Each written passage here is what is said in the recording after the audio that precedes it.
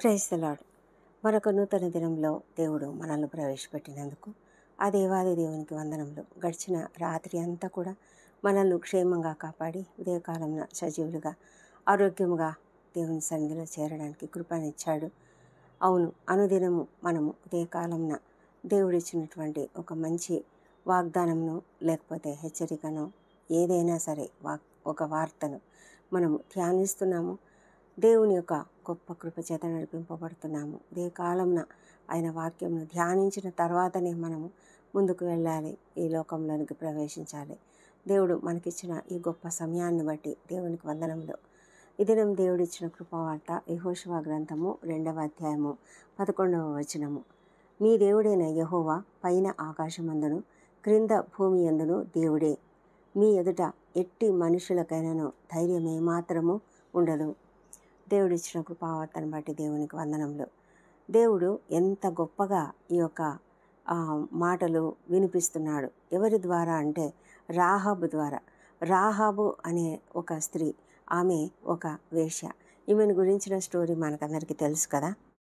మోషే మరణించాడు. ఆ తర్వాత నెక్స్ట్ నాయకత్వము యెహోషువకు దేవుడు అనుగ్రహించాడు. ఆ తర్వాత యెహోషువను దేవుడు ఎంతో ధైర్యపరచి, నీవు లేచి ఈ జనులందరినూ యొర్దాను నది దాటి నేను ఇశ్రాయేలీయులకు ఇచ్చుచున్న దేశమునకు వెల్లుడి అని చెప్పాడు.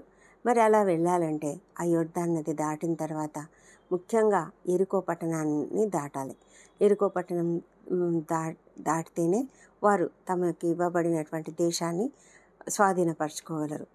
కాబట్టి యెహోషువ ఏం చేశాడంటే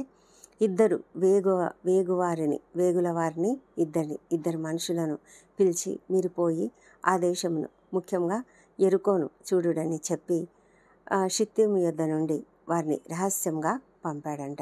పంపినప్పుడు వారు ఎరుకో ప్రాంతానికి వెళ్ళారు. ఎరుకో దేశంలోనికి వెళ్ళిపోయారు. వారు వేగు చూడడానికి వెళ్ళారు కదా. రహస్యంగా వెళ్ళినప్పుడు వారు ఈజీగానే లోపలికి వెళ్ళారు. కానీ అప్పటికే వాళ్ళు అలా వెళ్ళగానే అక్కడ ఎరుకో రాజుకు వర్తమానం వచ్చేసింది. ఏమనంటే ఇశ్రాయేలీయుల యొద్ద నుండి 2 మనుషులు వచ్చారు ఇక్కడికి అని. మనుషులు ఎంత, 2 అని కాదు, మనుషులు వచ్చారు. అయితే మరి అంత ఈజీగా వారు కనుక్కున్నారనమాట. వేరే వాళ్ళు వచ్చారు మన దేశంలోనికి అంటే వారు వెంటనే కనుక్కొని ఆ మనుషులను వెలుపలికి తీసుకురమ్మని రాహాబు దగ్గరికి పంపించారు. ఎందుకంటే వారు రాహాబు అనే వేశ్య ఇంట చేరి అక్కడ దిగి ఉన్నారనమాట. మరి వారు వేశ్య దగ్గరికి ఎందుకు వెళ్ళారో మనకు తెలియదు. ఎందుకంటే బహుశా అది ప్రాకారము పైన ఉందన్నమాట వారి ఇల్లు. ఆ ప్రాకారము ఎంత పెద్దదంటే ఎరికో పట్టణం యొక్క ప్రాకార గోడలు ఎంత పెద్దవంటే చాలా వెడల్పుగా ఉంటాయంట. ఎంతగా అంటే వాటి మీద రథాలు వెళ్ళగలవంట. మరి రాహాబు ఇల్లే కట్టించుకుంది అక్కడ. అంటే అంత వెడల్పైన అంత పెద్ద ప్రాకారం అన్నమాట. చాలా వెడల్పుగా, చాలా బలమైనటువంటి దుర్గమది. అలాంటి ఆ ప్లేస్లోకి వీళ్ళు వెళ్ళిపోయారు. వీళ్ళు వేశ్య దగ్గర ఉన్నారు. వారికి ఆ రాజుకు తెలిసిపోయింది. వెంటనే వేశ్య దగ్గరికి వీళ్ళు ఒక మనుషులను పంపించి రాహాబుతో చెప్తున్నారు, నువ్వు వాళ్ళని బయటికి తీసుకురా అంటే ఆ స్త్రీ ఏం చేసిందంటే వాళ్ళని బయటికి తీసుకురాలా.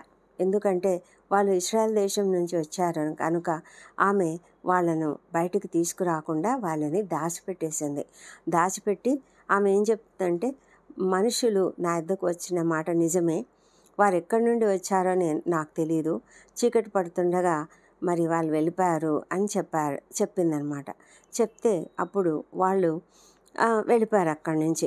ఆమె ఏం చేసిందా, వాళ్ళని తన మిద్దె మీదికి వాళ్ళని ఎక్కించి అక్కడ రాసివేసి ఉన్న జనప కట్టెలో వారిని దాచిపెట్టింది. మరి ఆ తర్వాత ఆ మనుషులు వెళ్ళిపోయారు. వేరే వాళ్ళు అంటే వాళ్ళని వెతకడానికి వచ్చినటువంటి వాళ్ళు వెళ్ళిపోయారు. ఈ ఇశ్రాయేలీయులు అయితే అక్కడే ఉన్నారు. వారు క్షేమంగా ఉన్నారు. ఆ వేగుల వారు పండుకొనక ముందు ఆమె మిద్దె మీదకి పోయిందంట. పోయి ఆమె ఏం మాట్లాడుతుందో ఒకసారి వినండి. ఆమె ఏమంటుందంటే, యెహోవా ఈ దేశమును మీకు ఇచ్చుచున్నాడనియు, మీ వలన మాకు భయము పుట్టుననియు, మీ భయము వలన ఈ దేశ నివాసులందరికీ ధైర్యం చెడుననియు నేను ఎరుగుదును. మీరు ఐగుప్తు దేశంలో నుండి వచ్చినప్పుడు మీ ఎదుట యెహోవా ఎర్ర సముద్రపు నీరును ఎలాగు ఆరిపోజేసెనో, యొర్దాను తీరముననున్న అమోరీల రాజులైన సీహోనుకును ఓగుకును మీరేమి చేసితురో, అనగా మీరు వారిని ఎలాగు నిర్మూలం చేసితురో ఆ సంగతి మేము వింటిమి. మేము వినినప్పుడు మా గుండెలు కరిగిపోయెను. మీ దేవుడైన యెహోవా పైన ఆకాశమందును క్రింద భూమి యందును దేవుడే. మీ ఎదుట ఎట్టి మనుషులకైనను ధైర్యము ఏమాత్రం ఉండదు అని ఆమె చెప్తూ ఉంది. ఎంత అద్భుతమైనటువంటి విషయం! అసలు ఎర్ర సముద్రాన్ని వీరు దాటించారు, దేవుడు వీళ్ళని దాటించాడు. ఎర్ర సముద్రాన్ని దాటి ఇశ్రాయేలీయులు యువతలకు వచ్చారు. ఆ ఎర్ర సముద్రము దాటించిన సంగతి ఇంత దూరం అంటే ఎరికో ప్రాంతము ఎక్కడుందో, ఎన్ని వందల కిలోమీటర్ల దూరంలో ఉందో మనకు తెలియదు. కానీ అంత దూరం వరకు ఆ వార్త అలా వ్యాపించిందనమాట. వ్యాపించి ఆ ప్రాంతం అంతటా అసలు వాళ్ళ దేశంలో కూడా, ఎరికోలో కూడా వాళ్ళందరికీ తెలుసట. ఏమనంటే దేవుడు చాలా గొప్ప దేవుడు, ఆ దేవుడు మన దేశాన్ని వాళ్ళకి ఇచ్చేస్తున్నాడు, ఇశ్రాయేలీయులకు ఇచ్చేస్తున్నాడని వాళ్ళకు అర్థమైపోయిందంట. అర్థమైపోయి మీ వలన మాకు భయం పుడుతుంది, ఈ ఎరుకోలో ఉన్నటువంటి మాకు భయం పుడుతూ ఉంది. మీ భయం వలన ఈ దేశ నివాసులందరికీ ధైర్యము చెడిపోయింది. అంటే ధైర్యం లేదు, ఏమాత్రం ధైర్యం లేదు, వాళ్ళకి భయమే. అందుకే వాళ్ళంతా జాగ్రత్తగా వాళ్ళు కాచుకొని ఉన్నారు.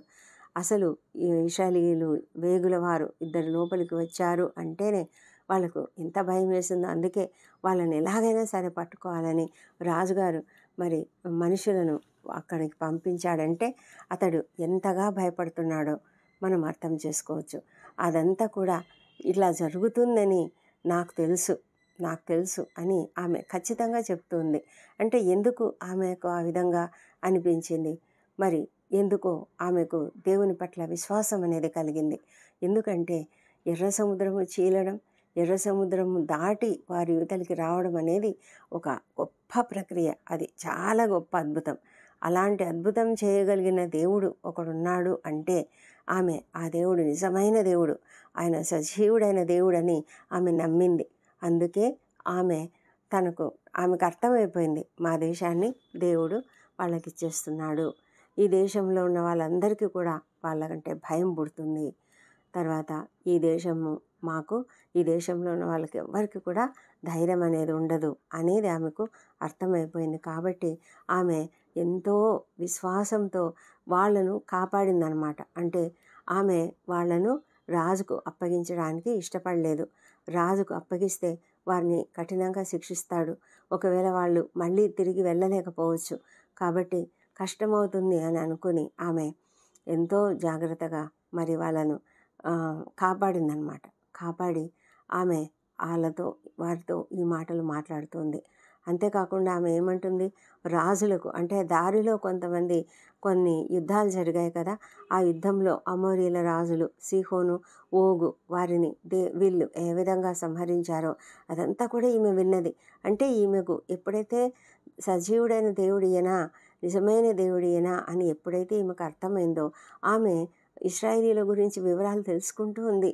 వాళ్ళని దారిలో దేవుడు ఏ విధంగా కాపాడుతూ ఉన్నాడో ఏదో ఒక విధంగా. అంటే ఆమె వేశ్య కదా, ఆమె దగ్గరికి చాలామంది వస్తూ ఉంటారు. ఎవరో ఒకరి ద్వారా ఈ స్టోరీలన్నీ ఆమె వింటూ ఉంది. వీరి యొక్క విషయాలన్నీ తెలుసుకుంటుంది. దేవుని గురించి ముఖ్యంగా ఆమె తెలుసుకొని దేవుణ్ణి ఎంతగానో మరి ఆమె నమ్మింది, విశ్వసించింది. దేవుణ్ణి ఒక విధంగా ఆమె ఆరాధిస్తుంది. ఇదంతా కూడా ఆరాధనే. ఆమె చెప్పే మాటలు ఆరాధనే. మనకు ఆరాధన అంటే ఏంటి? మనం చేసే ఆరాధన ఏమిటంటే మనము దేవుణ్ణి ఆయన ఏమై ఉన్నాడో దానిని బట్టి ఆయనను హెచ్చిస్తేనే కదా అదే ఆరాధన. మనం ఎప్పుడైతే హెచ్చించి ఆయనను గొప్ప చేస్తామో అదే ఆరాధన. మరి రాహాబు అదే చేసింది. ఆమె గొప్ప చేస్తూ ఉంది, దేవుణ్ణి గొప్ప చేస్తూ ఉంది. సజీవుడైన దేవుడు ఈయన గొప్ప దేవుడు, ఈయన శక్తివంతుడైన దేవుడు, ఈయనకు అసాధ్యమైనది ఏమీ లేదు, ఈయన ఎంత అద్భుతం చేశాడు, ఏ విధంగా ఎర్ర సముద్రపు నీరును ఎలాగూ ఆరిపోజేశాడు, అసలు ఎంత అద్భుతం అది. మరి అక్కడి నుంచి ఇశ్రాయేలీలను ఐగుప్తు దేశంలో నుంచి ఎలా తీసుకొని వచ్చాడు, మరి దారిలో యుద్ధాలు ఎలా చేయించాడు, ఇవన్నీ కూడా వింటూ ఉంటే ఆమెకు ఎంతగానో మరి విశ్వాసం కలిగింది. దేవుడంటే భయభక్తులు పుట్టాయి ఆమెకు. అందుకే భయభక్తులతో ఆమె ఈ మాటలు చెప్తూ ఉంది. ఆమెది ఒక ఆరాధన. అందుకే అంటున్నామె, మీ దేవుడైన యెహోవా పైన ఆకాశమందును క్రింద భూమి అందును దేవుడే, మీ ఎదుట ఎట్టి మనుషులకైనాను ధైర్యము ఏమాత్రం ఉండదు అని ఆమె చెప్తూ ఉంది. ఆ విధంగా ఆమె దేవుణ్ణి ఆరాధించింది. ఒక విధంగా ఆరాధించింది కనుకనే ఆమె జీవితము ఎంత అద్భుతంగా మారిపోయిందో మనకు తెలుసు కదా. ఆ తర్వాత ఆమె ఏమడిగిందంటే వాళ్ళని, నేను మీకు ఉపకారం చేశాను కాబట్టి మీరును నా తండ్రి ఇంటికి ఉపకారం చేయండి. ఎప్పుడైతే మీరు ఈ దేశాన్ని ఆక్రమించుకోవడానికి వస్తారో అప్పుడు నన్ను, నా కుటుంబాన్ని, నా కుటుంబ సభ్యులందరినీ కూడా చావకుండా బ్రతకనిచ్చి రక్షించండి. మీరు యెహోవా తోడని ప్రమాణం చేయండి. అంటే ఆమె దేవుణ్ణి ఇంకా ఎంతగా అంగీకరించిందంటే యెహోవా తోడని ప్రమాణం చేయండి అని ఆమె వాళ్ళని అడిగింది. అప్పుడు వారన్నారు, తప్పకుండా మేము చేస్తాము. అయితే నువ్వేం చేస్తావంటే నీ కిటికీకి ఎర్రని దారము కట్టమని చెప్పారు. అది ఆనవాలుగా ఉంటుంది. కాబట్టి ఆ ఎర్రని దారంను కట్టి ఈ ఇంట్లో నీ తండ్రిని, నీ తల్లిని, నీ అన్నదమ్ములను, నీ తండ్రి ఇంటి వారిని అందరినీ నీ ఇంట చేర్చుకొని ఉండు. మేము ఈ ఈ యొక్క ఎరికోను నాశనం చేయడానికి వచ్చినప్పుడు ఈ ఇంటికి మాత్రం మేమేమీ చెయ్యము. ఆ తొగరు దారం చూసినప్పుడు మేము గుర్తుపడతాము, లేకపోతే మేము గుర్తుపట్టలేము. ఇది మాకొక ఆనవాలు అని వాళ్ళు ధైర్యం చెప్పి వాళ్ళు వెళ్ళిపోయారు. అక్కడి నుంచి ఆమె వాళ్ళని ఎలా వారిని క్షేమంగా దాటించింది. ఎలాగంటే ఆమె ఇల్లు పట్టణపు ప్రాకారం మీద ఉన్నింది. ఆమె ప్రాకారం మీద నివసించేది కాబట్టి ఆమె తాడు వేసి కిటికీ ద్వారా వారిని దింపేసింది. కాబట్టి వారు ఇంకా నిన్ను తరమబోయే వాళ్ళు వేరే వైపు వెళ్ళారు, కాబట్టి మీరు ఇంకొక చోటికి వెళ్ళి 3 దినాలు అక్కడ దాగి ఉండి ఆ తర్వాత మీ త్రోవలో వెళ్ళిపోండి. యెహోషువ గ్రంథము 6వ అధ్యాయంలో మనం చూసినట్లయితే ఆ యెరికో గోడలు కూలిపోయాయి. ఎప్పుడైతే ఇశ్రాయేలీలు ఆ ప్రాకారం చుట్టూ 6 రోజులు మౌనంగా తిరిగారు. 7వ రోజు 6 సార్లు తిరిగారు. 7వసారి వారు గట్టిగా ఆర్భాటంతో కేకలు వేశారు. కేకలు వేసినప్పుడు వారి వెంటనే బూరలు 7వ మారు యాజకులు బూరలు ఊదారు, వీరు ఆర్భాటంగా కేకలు వేశారు. ఆ కేకలు వేయగానే ఏమైపోయిందంటే ఆ మొత్తం ప్రాకారం అంతా కూడా కూలిపోయింది. ఎంత ఆశ్చర్యం కదండి. డైనమైట్ పెడితే కానీ కూలదు, అలాంటి అంత బలమైనటువంటి ప్రాకారం అది.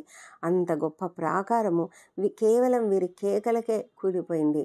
ఎంత అద్భుతం అది, ఆశ్చర్యకరమైనటువంటి సంగతి అది. అందుకే స్తుతిస్తే మరి దేవుడు ఎంత అద్భుతం చేస్తాడు. మనం స్తుతించాలి, దేవుణ్ణి ఆరాధించాలి.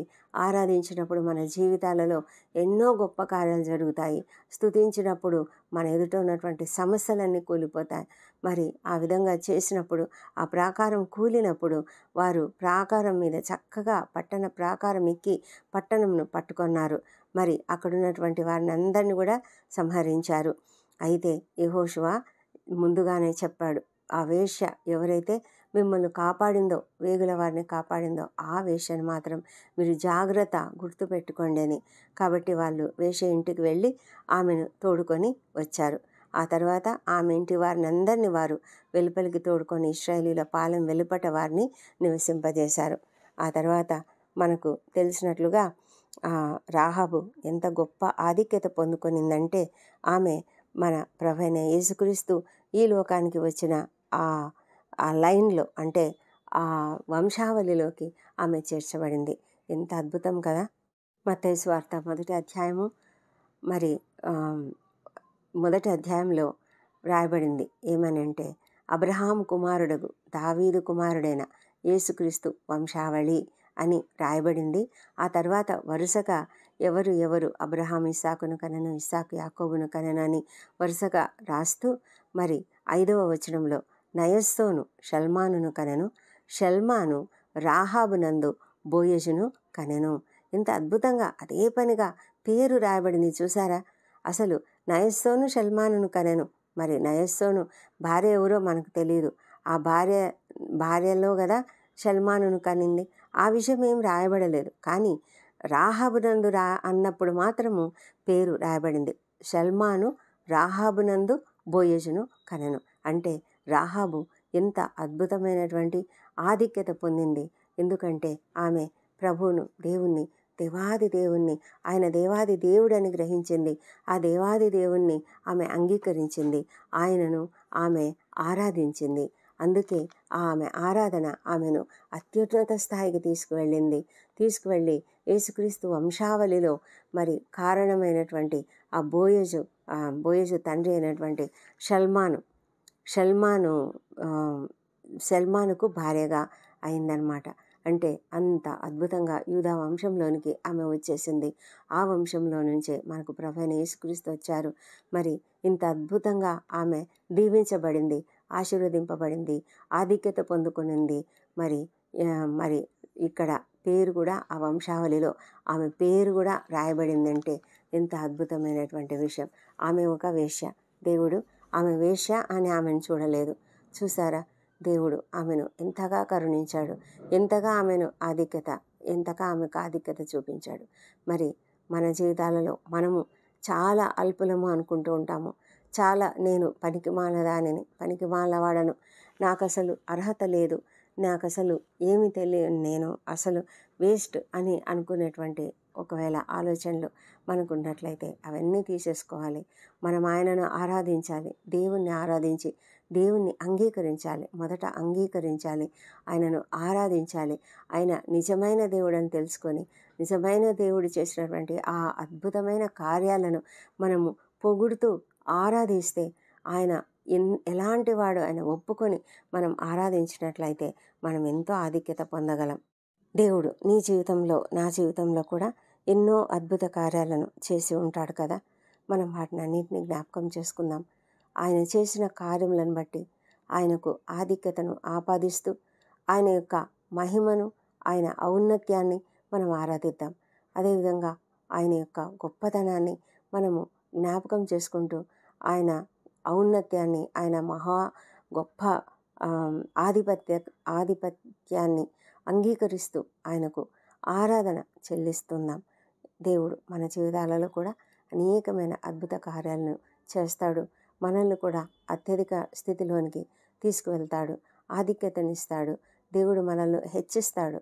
మనము ఎప్పుడైతే ఆయన సన్నిధిలో ఆయనను గొప్ప చేసి ఆరాధించి ఆయనను మహిమపరుస్తామో అప్పుడు దేవుడు మనల్ని కూడా ఈ లోకంలో గొప్ప చేస్తాడు, హెచ్చిస్తాడు, మనకు ఆధిక్యతనిస్తాడు, మనకు సమస్తమైన దీవెనలు అనుగ్రహిస్తాడు.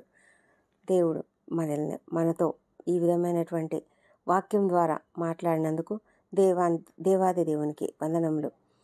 రాహాబు అనే ఆమె ఒక మామూలు వేశ్య అయినప్పటికీ కూడా దేవుడు ఆమె గత జీవితాన్ని బట్టి ఏమాత్రము పట్టించుకోలేదు. కానీ ఆమెను ప్రస్తుతమైతే ఎంతో ఆధిపత్యంలో ఆమెను ఉంచాడు.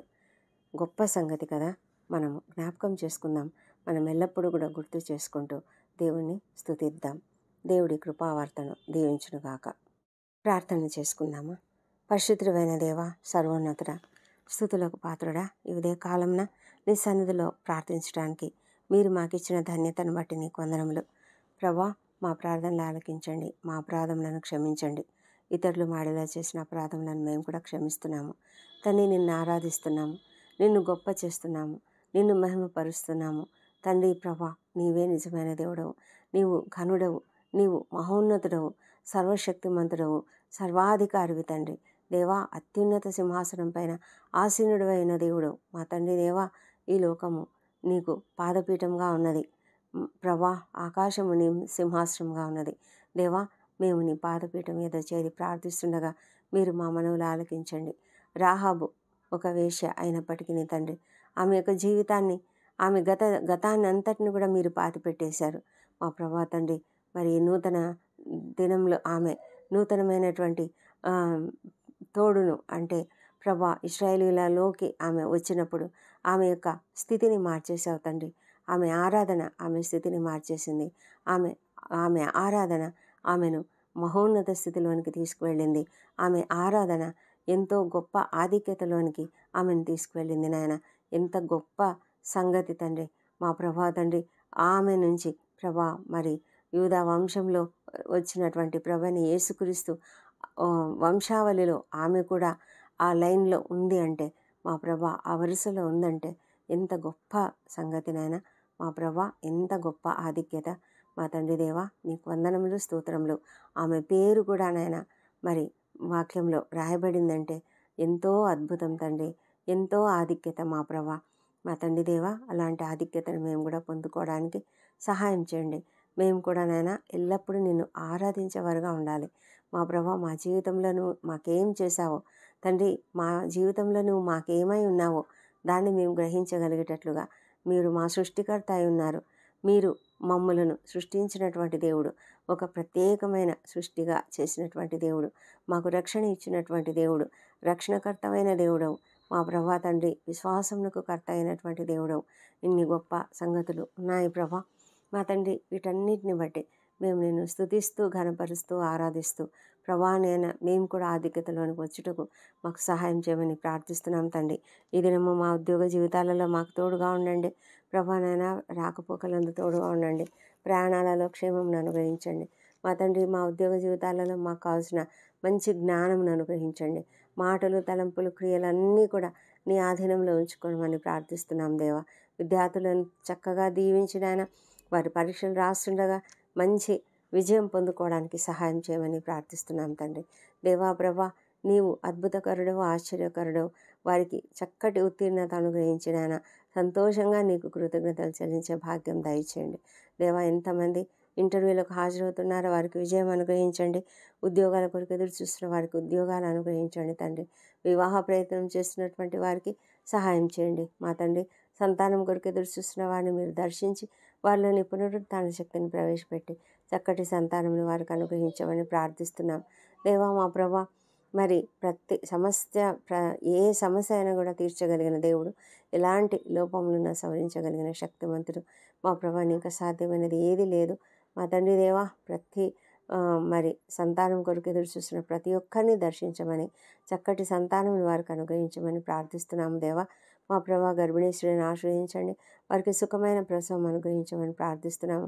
గర్భస్థ శిశువు ఆరోగ్యకరంగా ఉండినట్లుగా సహాయం చేయండి మా దేవా తండ్రి. ఎంతమంది నాయన నూతనమైన కార్యక్రమాలు, మరి పెళ్ళిళ్ళకి ఎంతమంది సిద్ధపడుతున్నారో, మరి అనేకమైన నూతనమైన బిజినెస్లు ఎవరైతే మరి స్టార్ట్ చేస్తున్నారో వారందరిని బట్టి కూడా నీ సన్నిధిలో మొరపెట్టుకుంటూ వారికి అందరికీ మీరు ఇచ్చిన ధన్యతను బట్టి నీకు వందనం చెల్లించుకుంటున్నాం ప్రభా. మా తండ్రి దేవా అనారోగ్యంతో ఎవరెవరైతే బాధపడుతున్నారో వారికి అందరికీ స్వస్థత అనుగ్రహించండి, ఆరోగ్యం అనుగ్రహించండి తండ్రి. మా ప్రభా ఈ దినము సర్జరీలో కూడా వెళ్తున్నటువంటి వారికి తగిన ఆరోగ్యం ఇవ్వండి. త్వరగా కోలుకునేటట్లుగా ప్రభా కావాల్సిన శక్తిని, బలంను అనుగ్రహించి ఆ ఆపరేషన్ నుంచి త్వరగా కోలుకునేలాగా సహాయం చేయండి. డాక్టర్లకు మంచి జ్ఞానం అనుగ్రహించండి. డాక్టర్లకు, నర్సులకు కావాల్సిన ఓపికను, సహనమును అనుగ్రహించండి తండ్రి.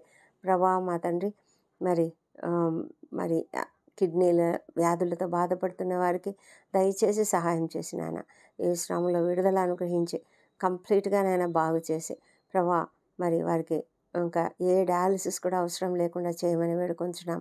కీమోథెరపీలు గుండా వెళ్తున్నటువంటి బిడ్డను దీవించి ప్రభా వారికి కూడా స్వస్థత, ఆరోగ్యం దయచేయండి. సంపూర్ణ స్వస్థత ప్రతి ఒక్కరికి కలిగించు నాయన. అనేకమైన క్యాన్సర్ వ్యాధి బాధితులు ఉన్నారు దేవా, స్వస్థత దయచేయమని ప్రార్థిస్తున్నాం ప్రభా తండ్రి. నాయన సర్జరీ అయిపోయి కోలుకుంటున్నటువంటి వాళ్ళని దీవించండి మా ప్రభా.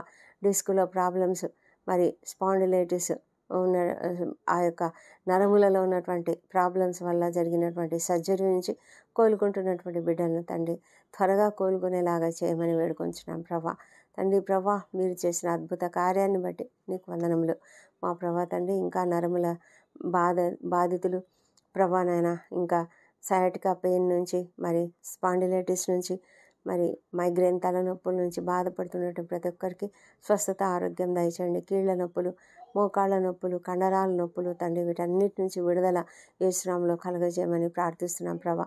పనిచేయని కిడ్నీలు యేసునామములో పనిచేయను గాక. మా ప్రభా లివర్ ప్రాబ్లమ్స్ కానీ, సిరోసిస్ ప్రాబ్లమ్స్ కానీ లేకుండా యేసునామములో స్వస్థత దయచేయండి. లంగ్స్ ప్రాబ్లము, హార్ట్ ప్రాబ్లం అంతా తొలగించండి.